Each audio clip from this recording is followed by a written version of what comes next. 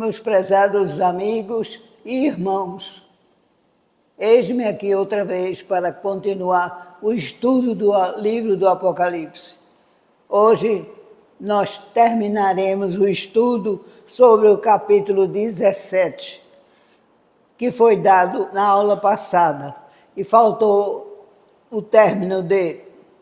O meu nome é Salma Pimentel e eu sou professora de Bíblia mais ou menos há umas 7 décadas. E estou muito feliz porque estou aqui com vocês. Espero que vocês entendam a minha voz. Vamos começar lendo na palavra, mais uma vez, o mesmo texto que foi lido anteriormente. E hoje concluiremos esse estudo dessa parte. Na Bíblia, que vocês devem estar com ela junto, vocês vão ouvir a leitura minha.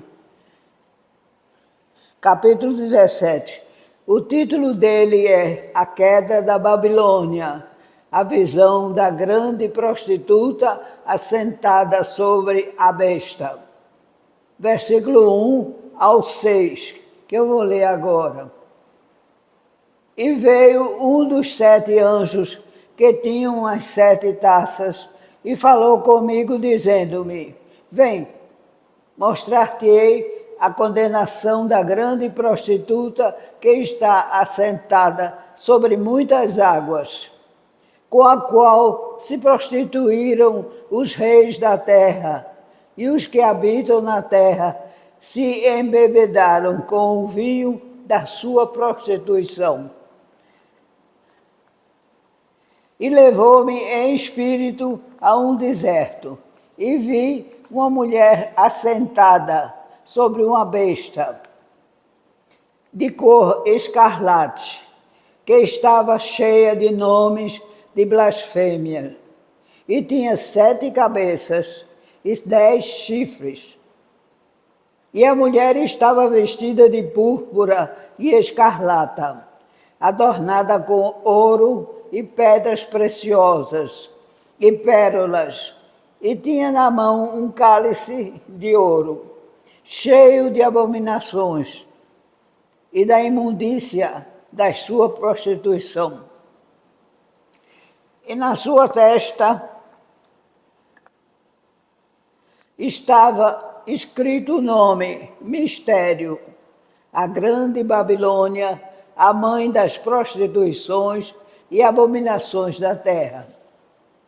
E vi o último versículo agora. E vi que a mulher estava embriagada do sangue dos santos e do sangue das testemunhas de Jesus. E vendo-a eu, maravilhei-me com grande admiração.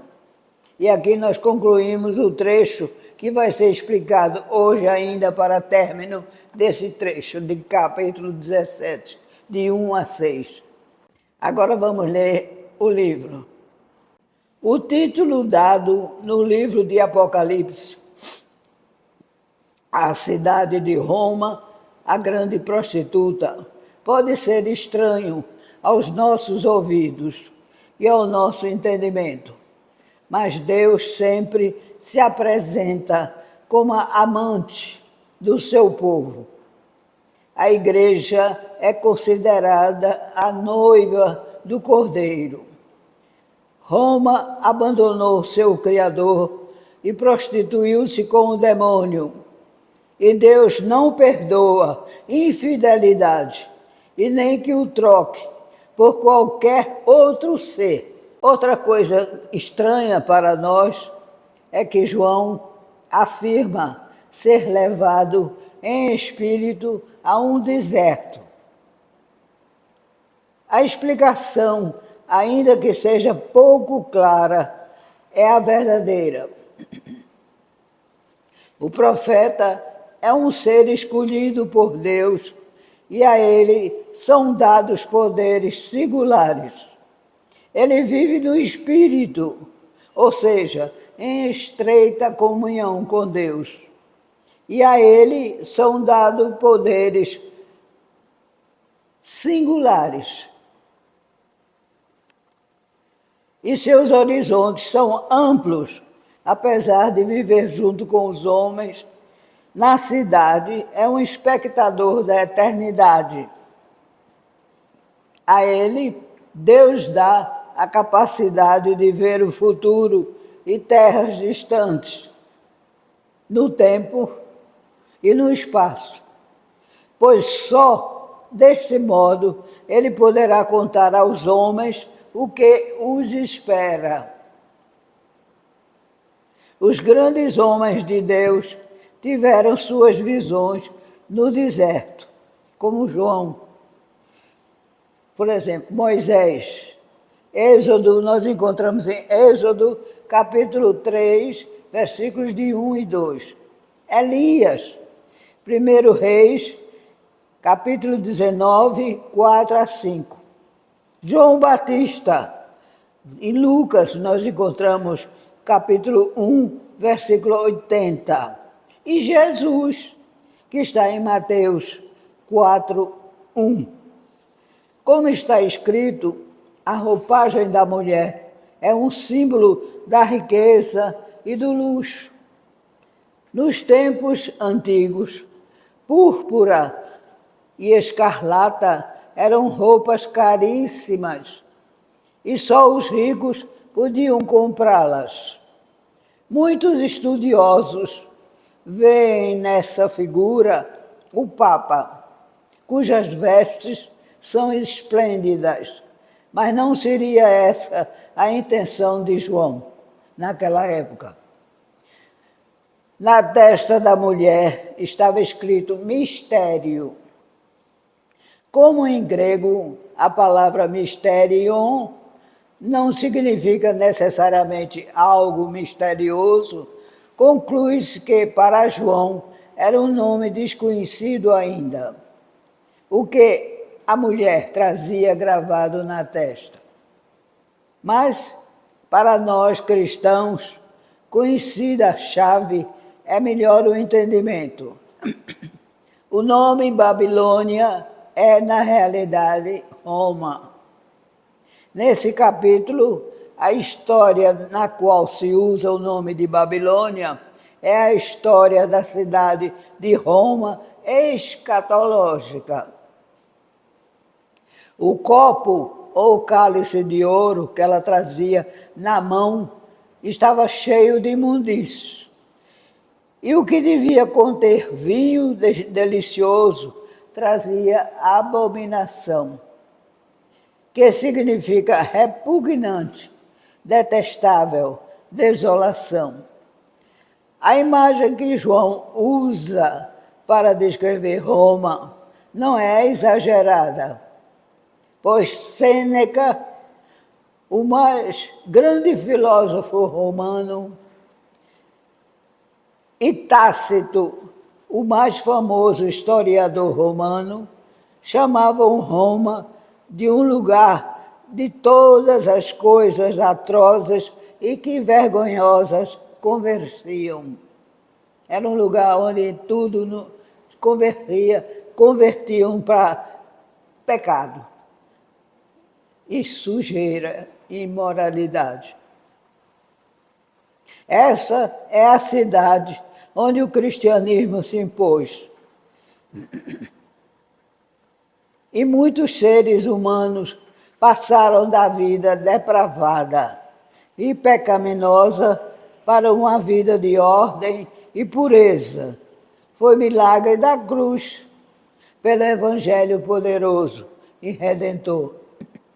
Versículo 5 agora. Vi que a mulher estava embriagada com o sangue dos santos e com o sangue das testemunhas de Jesus. Esse texto descreve a perseguição romana aos cristãos e faz-nos entender que ela não perseguiu cristãos por uma necessidade política, mas pelo prazer maligno de destruir o povo que cria num Deus que não era o deles.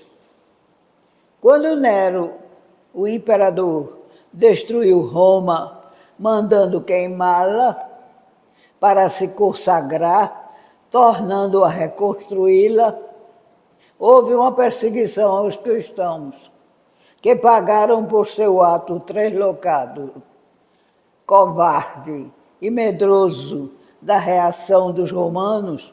Ele jogou a culpa sobre os cristãos, que foram mortos com insulto ou vestidos com peles de animais selvagens para serem devorados por cachorro, ou crucificados, ou queimados vivos. Quando a noite caía, eles eram usados para iluminar as festas que eles davam. Isso está em Tácito, Anais, o livro, capítulo 15, versículo 44. Não é mentira.